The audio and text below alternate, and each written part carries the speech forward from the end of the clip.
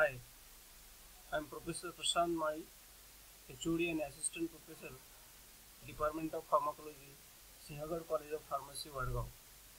Today we'll see the pathophysiology of congestive heart failure.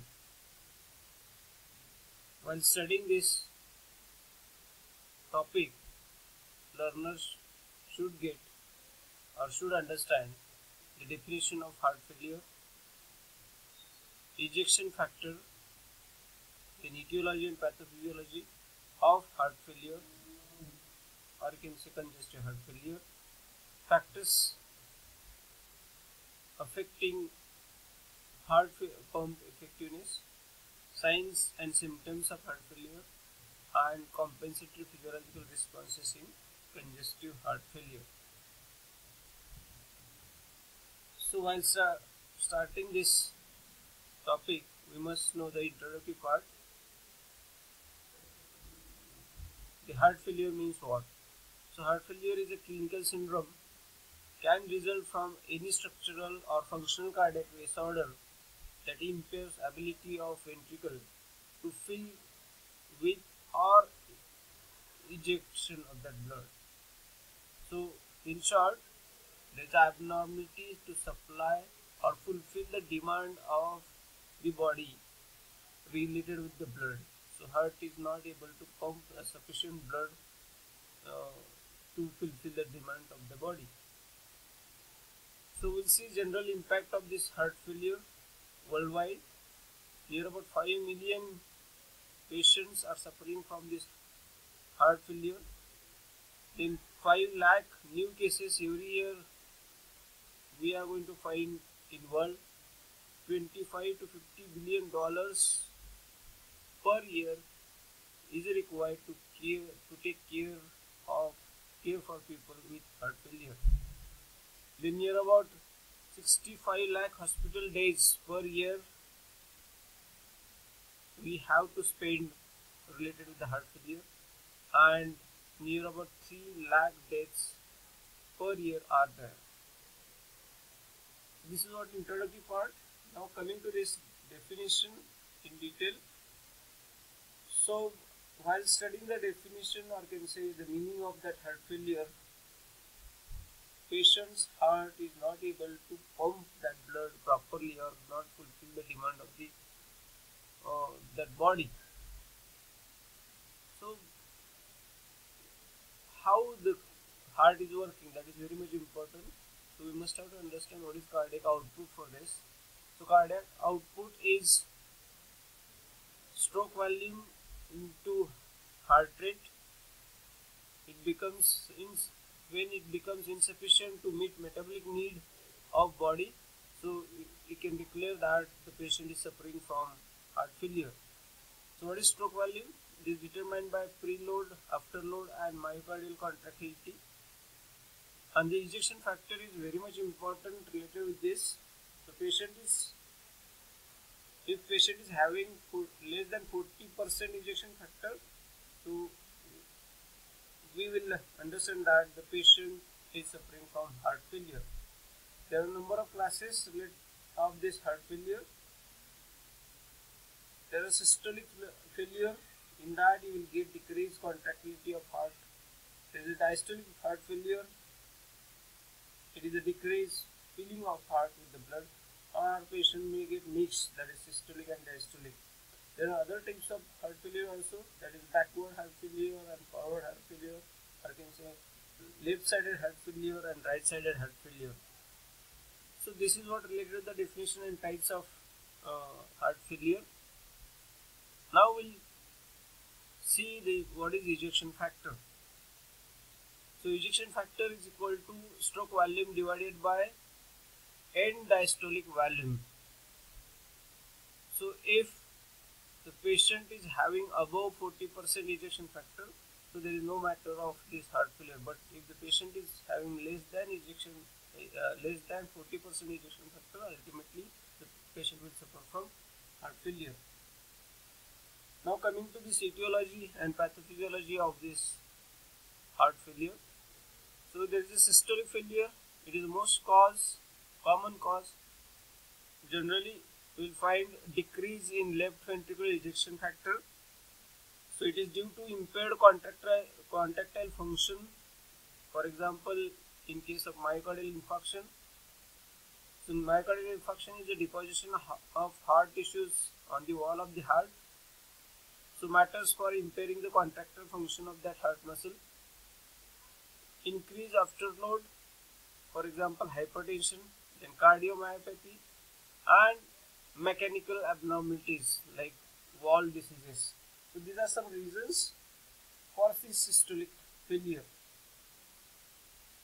The diastolic failure, impaired ability of ventricles to relax and fill during diastole, and there is a decreased stroke volume and cardiac output. Then diagnosis based on presence of pulmonary congestion, like pulmonary hypertension and ventricular hypertrophy. So if the patient is getting some pulmonary congestion or pulmonary hypertension or ventricular hypertrophy, ultimately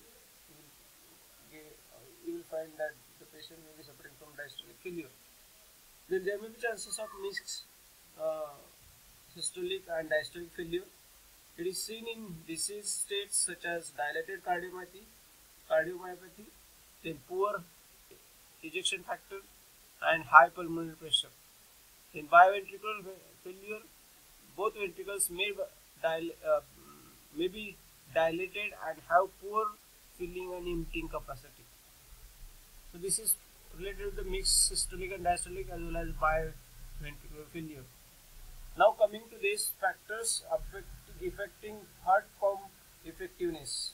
So there is a need of pumping of the blood, and if the pump have some effects, so ultimately problem will be there for ejection or can say output of the blood. So at the preload, volume of blood in ventricles at end diastole depends on venous return and depends on compliance. Whereas after load, force needed to inject blood into circulation, then arterial blood pressure, pulmonary artery pressure is responsible, you can say, for functioning of that particular pumps. Then valvular diseases increase after load. So this is what the effect of preload and afterload on that particular pumping ability of the heart. If you see the X-ray of the patient, so normal is what? There is no enlargement of heart here, but in case of disease condition or heart failure, ultimately there is an enlargement of the heart. Okay? So from the X-ray, doctor may diagnose the failure of the heart if the heart is enlarged. Then there are certain signs and symptoms of right-sided heart failure like fatigue, weakness, lethargy, weight gain, increased abdominal girth, anorexia, pain, etc. Elevated neck veins, hepatomegaly. May not see signs of left ventricular. You may not see these signs in left ventricular failure. Okay, so these are the characteristics of right-sided heart failure, or RHF we can call it. Now the trigger point is what is present in these extremities common to right-sided heart failure. So if you see this image, mainly the patient will start coughing, then there is a tiredness, shortness of breath, patient will get pulmonary edema, pumping action of the heart grows weaker, then pleural effusion is there, that is excessive fluid around lungs, then swelling in abdomen, and most important thing is swelling in ankles and legs. So these are basic, or can say most common signs and symptoms this patient will get related to heart failure. So you can call there may be two types of heart failure, that is low output cardiac failure and high output cardiac failure.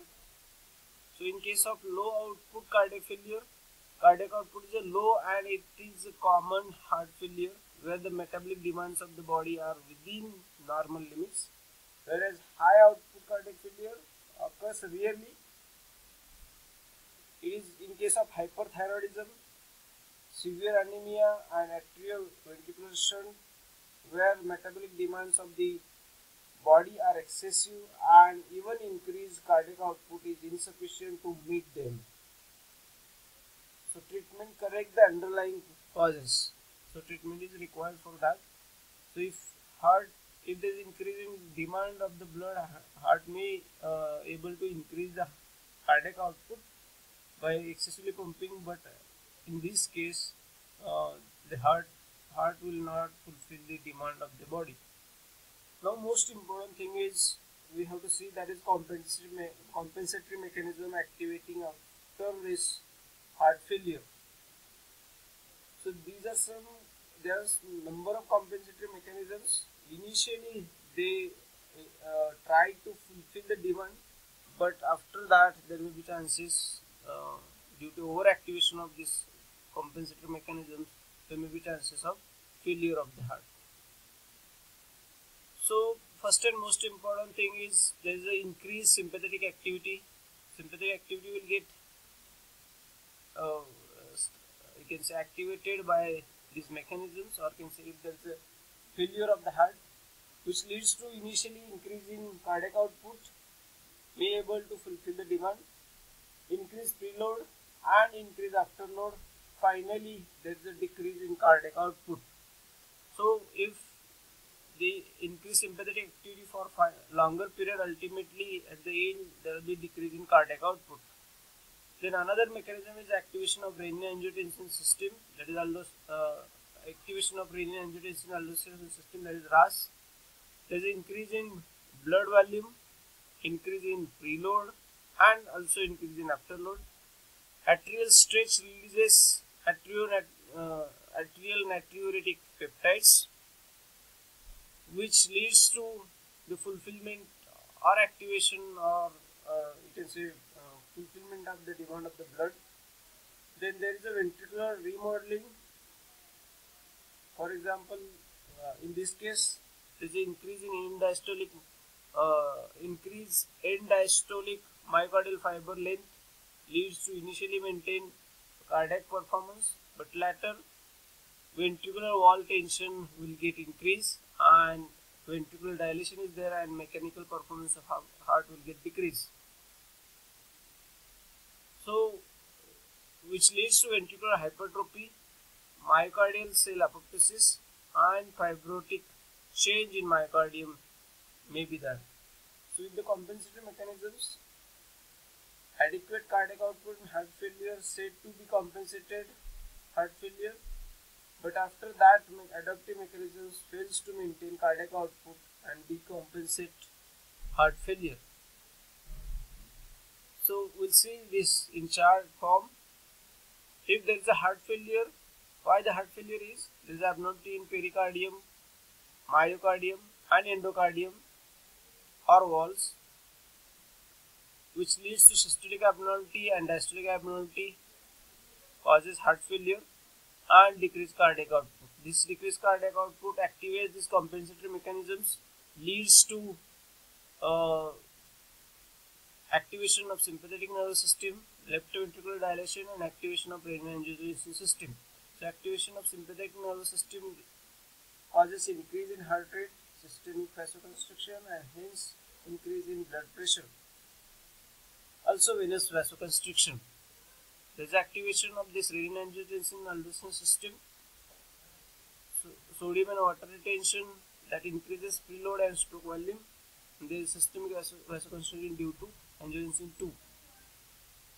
But exacerbation of symptoms and increased cardiac remodeling occurs due to that compensatory mechanism. So further decrease in contractility, mitral regurgitation, left atrial enlargement and atrial fibrillation occurs. Due to activation of sympathetic nervous system, there is increased myocardial demands and worsening of the pre-existing ischemia and volume retention leading to pulmonary and systemic edema, etc. So ultimately, at the end, if there is an increase in compensatory mechanism, heart, and if it is for continuous period,